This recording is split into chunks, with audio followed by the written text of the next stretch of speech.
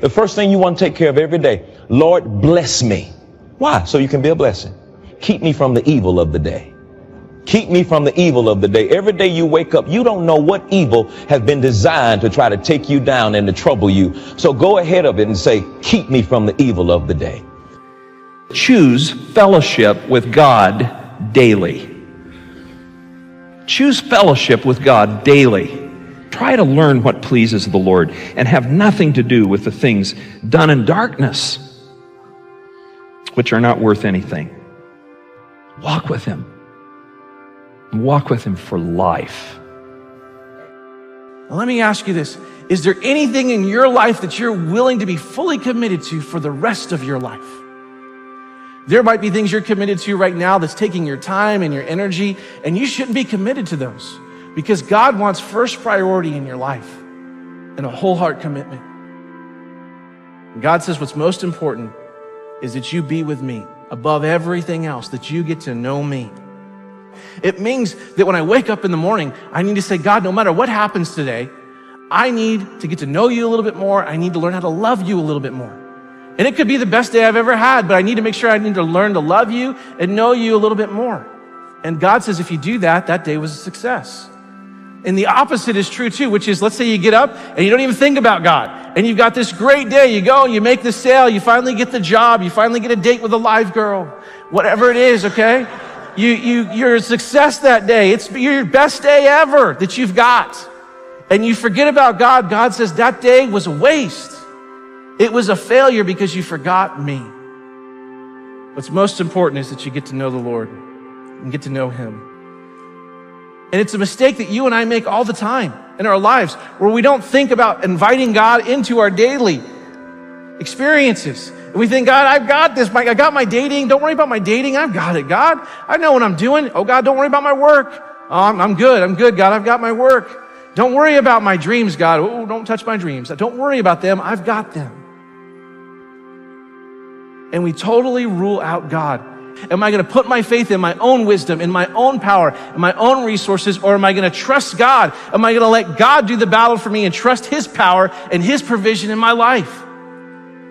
And the fact is that when we make that choice, we need to know that God wants to do battle for us. God wants to go before us in battle. He wants to go with you in battle. He wants to help you in your troubles and the problems that you have. So whatever trouble you're in, whatever battle you're in right now, seek the Lord, seek His power. He wants to give it to you. Prayer is a weapon of our faith. It is one of the greatest weapons of our faith. It should be our first response and not our last resort when we go through times of trouble. Call out to God and rely on Him. God wants you to know that He wants you to experience the fullness of His presence in your life, not just every day of your life, but every moment of your life. You can experience His presence if you want it. You can tap into it, and that's the promise He gives us. He promises His presence in our lives when we seek after Him. You may go through deep waters. You will go through deep waters in your life, but you will not drown. You will go through storms in life, and God will get you through those storms. And when you go to battle, you need to know that God wants to be there with you and protect you, and you will not be destroyed. One of the greatest truths of the Bible is if God is for us, who can be against us? Here's Jesus' invitation to you. Here's what He says in Matthew 11. Jesus said, come to me. That's the seeking part. Come to me, all you who are weary and carry heavy burdens, all the things that are weighing you down. And here's His promise, and I will give you rest. Let me teach you because I am humble and gentle at heart, and you will find the rest for your souls.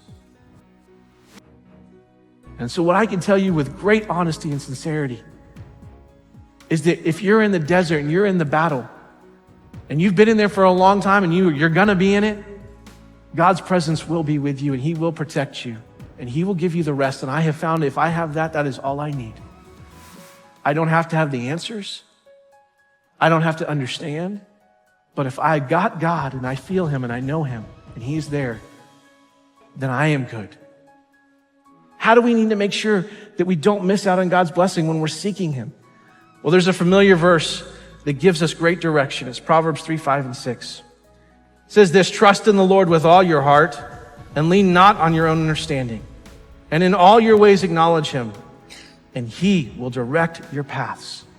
This word trust means to trust him not just in the convenient ways, not just in the easy ways, not even just in the spiritual ways, but trust him in all of the ways that we have in our lives, in the big and the small. Trust him on the roads of life that you've been on before, and trust him on the roads you've never been on, and those paths you've never taken, and those safari crazy roads where there is no path, that you're out there in the middle of the wilderness on your own. Trust him.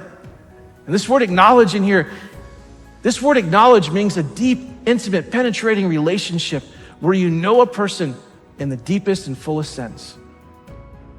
That's the kind of relationship God wants to have with you and with me. So our life goal needs to be this, that we need to seek God in every area of our life when we don't know what to do. And we need to seek God when we do know what to do. We need to seek him in the big things, in the small things. We need to invite him into the conversations. We need to invite him into daily life, because yesterday's victories don't determine today's successes. And even when you think you know how to answer the problem that you're in, you still need to go to God. You still need to trust him, because the greatest faith of yesterday will not give us the confidence of today unless we stay connected to God, because he wants to bless our lives. God wants to have his best for your life. He wants to have his hand on your life. He wants to give you the protection and his presence and rest and hope and all the things that he wants to do for you. He wants that. 2 Chronicles 16:9 says, the eyes of the Lord search the whole earth. They search the whole earth in order to strengthen those whose hearts that are fully committed to him. This verse says that God is searching, he's looking, he's seeking the entire earth for somebody, for a people, for a person, for a church that's willing to be fully committed to him so that he can bless them and have his hand on them and give you and give me his best. He is seeking after you. God wants us to seek him, but he is seeking us. He is seeking us because he loves us, and he wants to give you his best.